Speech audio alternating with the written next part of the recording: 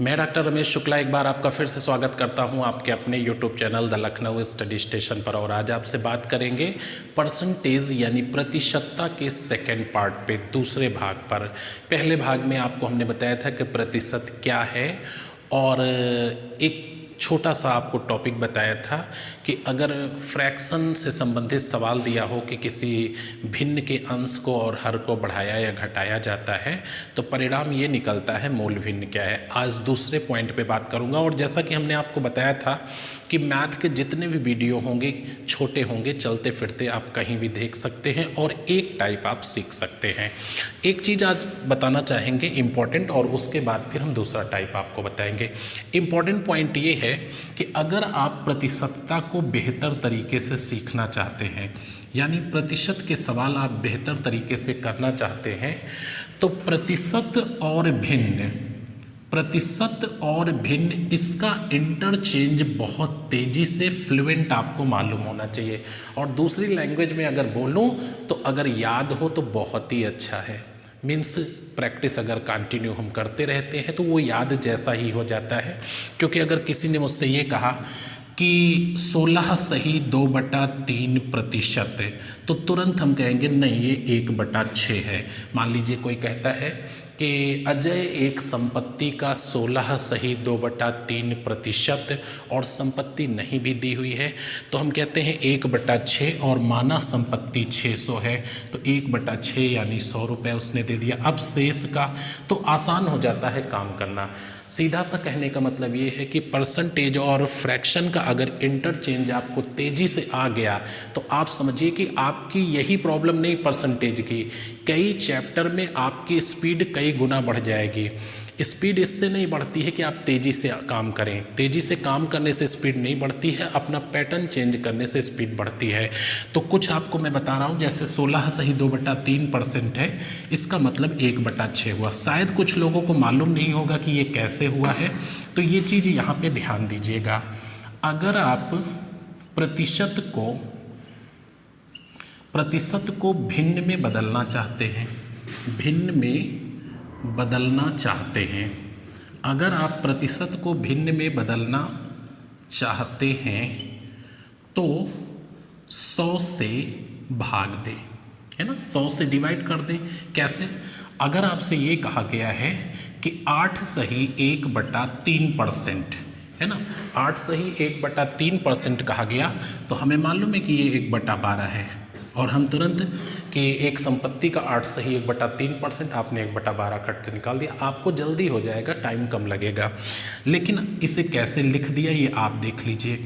8 त्रिक 24, 25/3 हो गया, और 25/3 डिवाइड बाई 100, ये 25 एकम 25, 25 चौको 100, 4 ये नीचे 4 तिहाई 12 हो गया, 1/12 आ गया। इसी तरह से कोई भी आप बता सकते हैं। जैसे आपसे कहा गया 33 सही 1/3%, तो 33 सही 1/3% को 100/3 लिखेंगे, डिवाइड बाई 100 करेंगे तो ये 1/3 हो जाएगा। तो चाहे 33 सही 1/3% कहे या आपका 1/3 का है, बोथ आर इक्वल। यहाँ पे कुछ चीज़ें हम आपको लिख करके दिखा देते हैं, इसको आप बिल्कुल रट लीजिए, दिमाग में रख लीजिए। यानी देखते ही, जैसे आपसे कहा गया 14 सही 2/7%, तो ये आपका 2/7 है। 14 सही 1/7 हो जाएगा। 14 सही 2/7%, मैंने लिखे थे कैलकुलेट करके, तो 14 सही 2/7% का मतलब आपका हो जाएगा 1/7 हो जाएगा। या अगर आपसे कहा गया कि 37.5%, तो ये 3/8 हो जाएगा। तो इस तरह से बहुत ही तेज़ी से आप लिखें इसको, और लिख करके कैलकुलेट करके आप मेंटेन कर लें, ताकि आंसर देने में आपको बहुत आसान हो जाए। यानी प्रतिशत को भिन्न में बदलने के लिए 100 से भाग देते हैं। अच्छा, दूसरा पॉइंट यहाँ पे देखिए, अगर यही चीज़ उल्टा हो जाए कि भिन्न को प्रतिशत में बदलना है, तो क्या करेंगे? 100 से गुणा करेंगे। अगर भिन्न को प्रतिशत में बदलना है तो 100 से गुणा करेंगे। जैसे आपसे ये कह दिया गया कि 1/5, तो इंटू 100 करके तुरंत आप क्या बोल देंगे? ये 20% है। या 3/25 किसी ने कह दिया तो तुरंत आप 100 करके और क्या कहेंगे कि ये 12% है। अच्छा, इसकी ज़रूरत कहाँ पड़ती है, क्योंकि एग्जामिनर क्या करेगा, कठिन क्वेश्चन कैसे करेगा। कठिन करने का एक ही तरीका है कि वो फॉर्मेट चेंज कर दे, और फॉर्मेट चेंज करके क्वेश्चन को टफ कर सकता है। एक छोटा सा उदाहरण आपको दिखाते हैं, देखिए बहुत ही नॉर्मल सा क्वेश्चन है और इसको आप समझ लीजिएगा, उसके बाद दूसरे टाइप पे बात करते हैं। जैसे आपके सामने एक क्वेश्चन आ गया कि ये एक टैंक है, ठीक है। तो टैंक में आपको बता दिया गया कि टैंक का जो है 7/20 भाग पानी से भरा है, पानी से भरा है। एक टैंक का 7/20 भाग पानी से भरा हुआ है और इसमें हम 40 लीटर पानी और डाल देते हैं, और डाल देते हैं। तो ये आगे लिख देता हूँ, यहाँ देखिए, तो ये 40 लीटर पानी इसमें और डाल देते हैं, तो ये 43% भर जाता है, ठीक है। टैंक की धारिता क्या है, टैंक की धारिता क्या है, धारिता मतलब कैपेसिटी क्या है ना, धारिता क्या है। और आपसे ये भी पूछ सकता है कि टैंक में पहले कितना पानी था, अब कितना पानी है, या इसकी कैपेसिटी क्या है, कुछ भी पूछ सकता है। सिंपल सा सवाल है, सबको आ रहा होगा, लेकिन जिनका बिल्कुल बेसिक कमज़ोर है वो इस चीज़ को ध्यान रखें कि आखिर फ्रैक्शन और परसेंटेज का इंटरचेंज अच्छा हो जाएगा तो उसका फ़ायदा हमें कहाँ मिलेगा। आप देखिए, पहले 7/20 भाग भरा था और अभी 43% भरा है, तो दोनों के फॉर्मेट अलग हैं। अब 7/20 को या तो हम परसेंटेज में बदलें या तो इसको हम फ्रैक्शन में बदलें। जब तक एक जैसा नहीं करेंगे तब तक प्रॉब्लम होगी। तो इसे फ्रैक्शन में बदलना यहाँ पे थोड़ा सा जटिल दिख रहा है, लेकिन इसे परसेंटेज में बदलना आसान लग रहा है। तो जैसी सिचुएशन हो उसके हिसाब से हैंडल किया करिए। तो 7/20 को अगर हम परसेंटेज में बदलेंगे तो ये हो जाएगा 35%। इसका मतलब है कि ये 35% पहले भरा हुआ था और अब 43% भरा है, और यहाँ से यहाँ तक का जो सफ़र है वो 8% का है।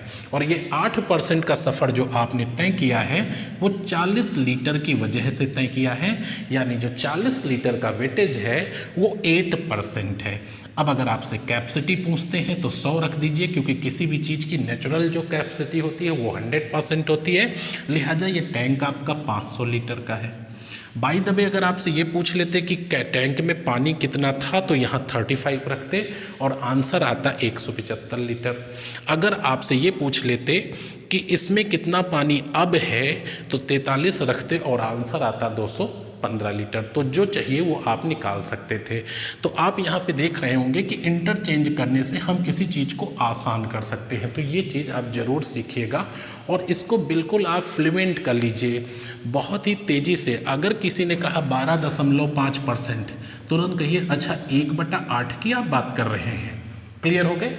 अगर 6.25%, अच्छा 1/16 की बात कर रहे हैं। तो इस तरह से इंटरचेंज आप लिख करके देख लीजिएगा, बहुत ही इजी वे में आप बता सकते हैं। और मैं हालांकि इसमें नोट नहीं किया जा सकता, नहीं तो मैं नोट करके टेलीग्राम में डाल दूंगा।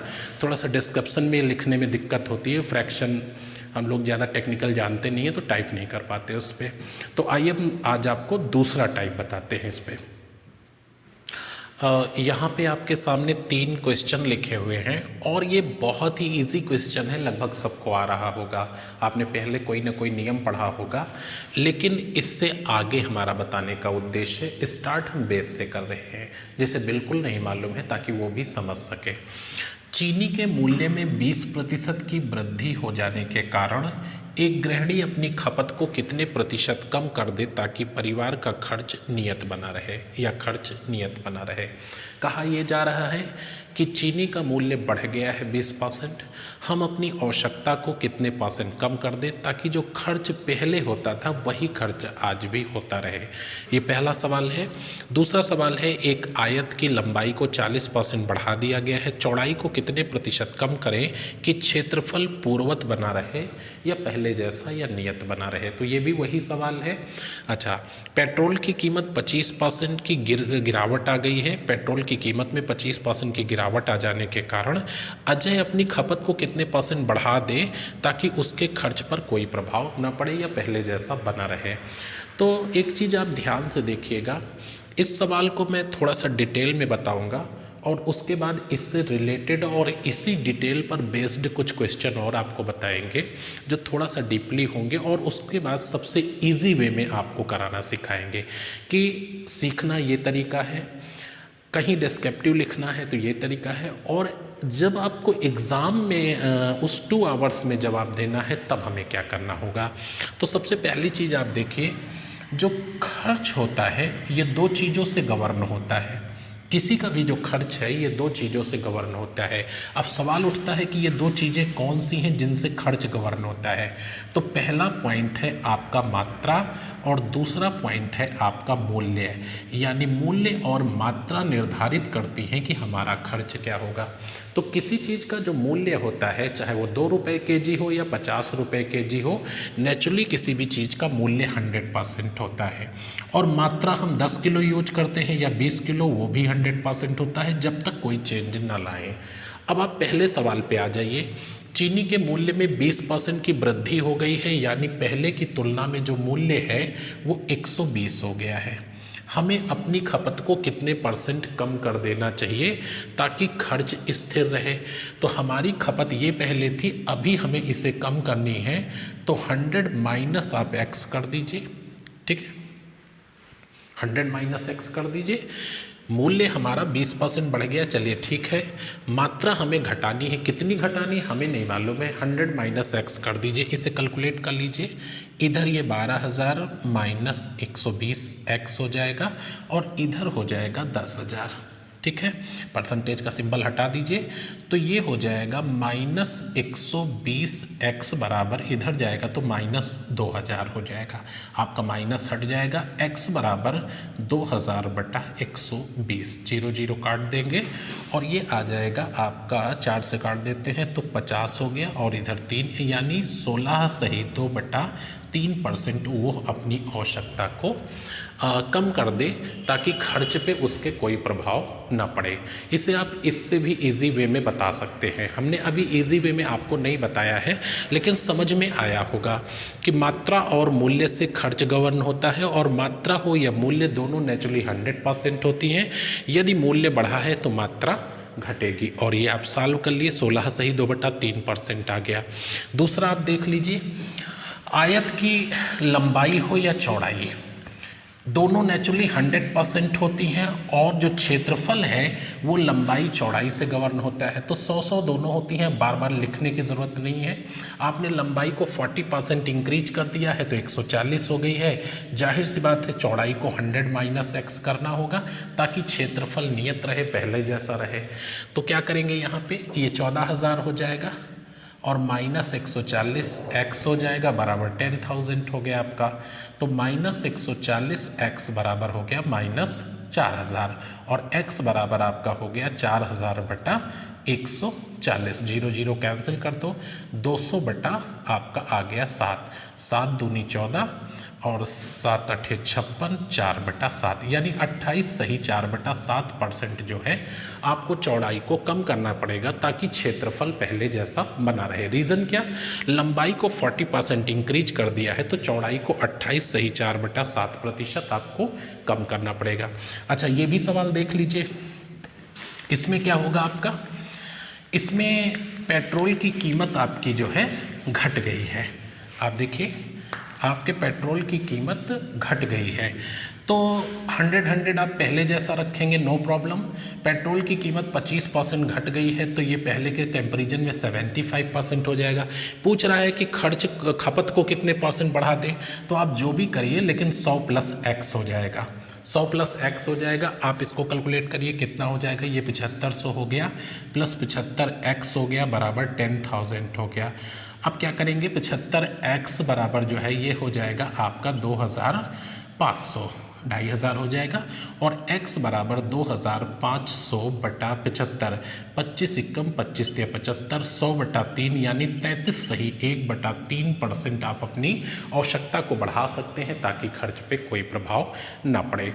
अभी हम इसका शार्ट आपको बताएंगे, और ऐसा शार्ट बताएंगे जिससे आप सीधा आंसर देंगे। लेकिन अभी शार्ट सिर्फ इसलिए नहीं बता रहा हूँ कि इन्हीं पृष्ठभूमियों पर कुछ क्वेश्चन और आपको दिखाता हूँ। आइए चलिए, ये आपके सामने नेक्स्ट 3 क्वेश्चन लिखे हुए हैं, 4, 5 और 6।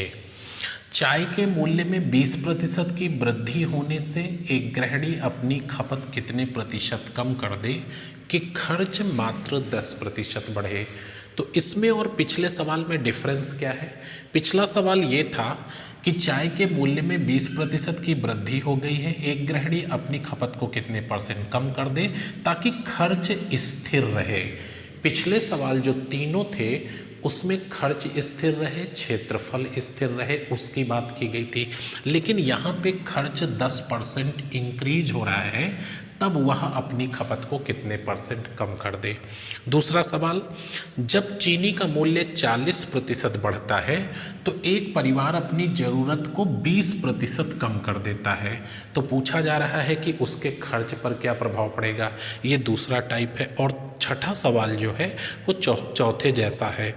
चीनी के मूल्य में 40% की वृद्धि हो गई, एक परिवार ने चीनी के मद में खर्च की जाने वाली राशि को 10% बढ़ा दिया है, अब उसे अपनी आवश्यकता को कितने % कम करना होगा।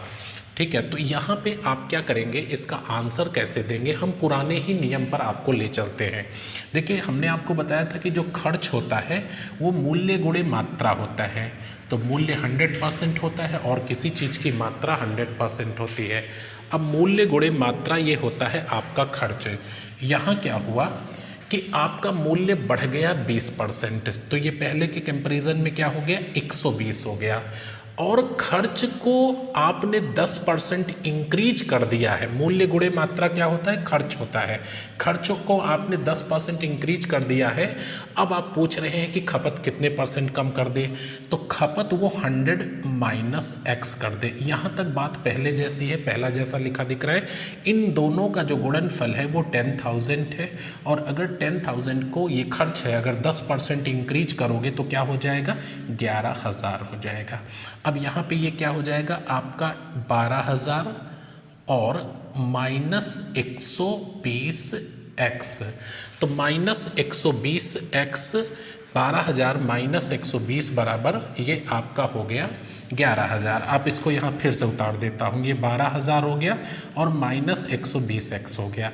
ठीक है, तो अब -120x बराबर ये हो गया, इधर जाएगा तो -1,000 हो जाएगा, और x बराबर क्या हो जाएगा, 1,000 बटा 120 हो जाएगा, और x बराबर आपका आ जाएगा 0 0 कट जाएगा, ये आपका 4 से काट देता हूँ, 25/3 यानी 8 सही 1/3% उसे अपनी आवश्यकता को कम करना पड़ेगा। रीज़न क्या है इसका, कि उसने खर्च को 10% इंक्रीज कर दिया है, और उसमें क्या था पिछले वाले में कि खर्च स्थिर था। तो इसको ध्यान से देखिएगा, मात्रा गुणे मूल्य खर्च होता है, और इसी को हमने 10% बढ़ा दिया। अच्छा, आपको इतना करने की ज़रूरत नहीं है कि गुणा करके बढ़ाएं। अगर आप 10% बढ़ाना चाहते हैं तो इसी एक को 110 बना दीजिए, तो अपने आप 11,000 हो जाएगा। मान लीजिए 15% बढ़ाना चाहते हैं तो इसी एक को 115 कर दीजिए, तो इस तरह से क्या होगा, आपका यहीं पर बढ़ जाएगा। अलग से सोचने की आपको ज़रूरत नहीं पड़ेगी। अब आप दूसरा सवाल देखिए, दूसरा सवाल भी आपको हम यहीं सॉल्व करके दिखाते हैं कि मूल्य गुणे मात्रा क्या होता है, खर्च होता है, और मूल्य हो या मात्रा दोनों 100% होते हैं। इसमें भी देख लीजिए, ये 100 लिखा हुआ है, ये मूल्य है और ये मात्रा है। मूल्य आपका कितना बढ़ता है, 40%, तो कितना हो गया, 140। मात्रा को आपने 20% स्वतः कम कर दिया है, तो मात्रा क्या हो गई, 80 हो गई, 0 0 से ये कैंसिल कर दो और 14 अट्ठे कितना हो गया, 8 चौक 32 के 2 हो गया, 8 एकम 8 और 3 11, 112 और 100। आप इससे देख लीजिए 12% आपका खर्च बढ़ गया है। तो ये और भी आसान है। मूल्य गुणे मात्रा होता है खर्च। मूल्य 40% इंक्रीज कर रहा है, मात्रा आप स्वतः 20% कम कर रहे हो, तो आपका खर्च पहले के तुलना में 100 से कंपैरिजन कर रहा हूँ चूँकि हम परसेंटेज देख रहे हैं, तो 12% आपका खर्च बढ़ जाएगा। अब अगला देखिए, यहाँ पे नीचे वाला सवाल भी आपका वही है और उसके बाद हम आपको 60 तरीका बता देते हैं सबका। चीनी के मूल्य में 40% की वृद्धि हो गई। एक परिवार ने चीनी के मद में खर्च की जाने वाली राशि को 10% बढ़ा दिया। अब उसे अपनी आवश्यकता कितने परसेंट कम करना होगा? तो यहाँ क्या रहेगा आपका 100 ही रहेगा। 40% मूल्य बढ़ा था तो 140 हो जाएगा, खर्च मात्रा जो है 100 माइनस x हो जाएगी। अब 10% बढ़ाया है तो तुरंत आप 11,000 लिख लो, ये 10,000 को अगर 10% बढ़ाओगे तो 11,000 हो जाएगा। ये देखिए मूल्य गुणे मात्रा, और ये कितना हो गया 14,000 और माइनस 140x, तो माइनस 140x की जो वैल्यू है उधर जाएगा तो घट जाएगा, माइनस 3,000 हो जाएगा और x बराबर क्या आ जाएगा 3,000 बटा 140, 0 0 कट जाएगा और x बराबर ये हो जाएगा 2 से काट देता हूँ 150 बटा 7, 7 दूनी 14, 7 एकम 7, 7 दूनी 3/7%, तो 21 सही 3/7% उसे अपनी आवश्यकता को कम करना पड़ेगा ताकि खर्च पे कोई प्रभाव ना पड़े। तो आप यहाँ तक समझ गए होंगे। अब आपको एक इम्पॉर्टेंट पॉइंट बताना चाहते हैं कि ये पॉइंट आपका क्या होगा कि इसका वर्बली आप जवाब दे सकते हैं और बहुत ही इजी वे में दे सकते हैं। वो है क्या चीज़, ये देखिएगा।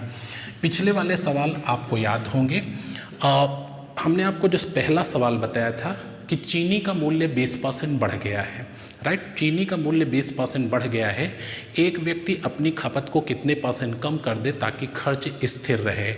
तो 20% बढ़ गया हो या 20% घट गया हो, या आयत की लंबाई को 40% बढ़ा दिया गया है, चौड़ाई को कितने % कम किया जाए कि क्षेत्रफल पहले जैसा बना रहे।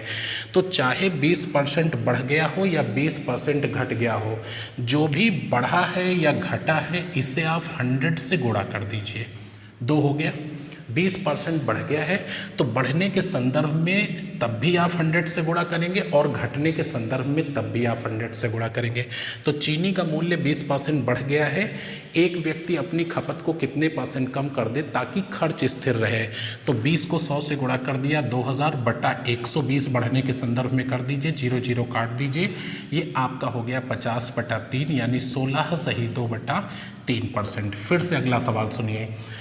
एक आयत की लंबाई को 50% बढ़ा दिया गया है, राइट। एक आयत की लंबाई को 50% बढ़ा दिया गया है, चौड़ाई को कितने % कम किया जाए कि क्षेत्रफल पहले जैसा बना रहे।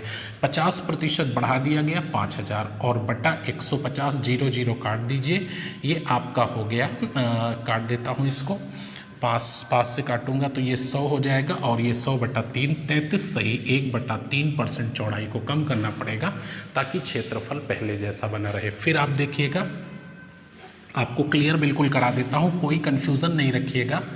जब नियत वाली बात करें तब आप कैसे रखेंगे। 2 सवाल फिर से देखिएगा। 40% बढ़ी है कीमत और दूसरे में 40% घटी है।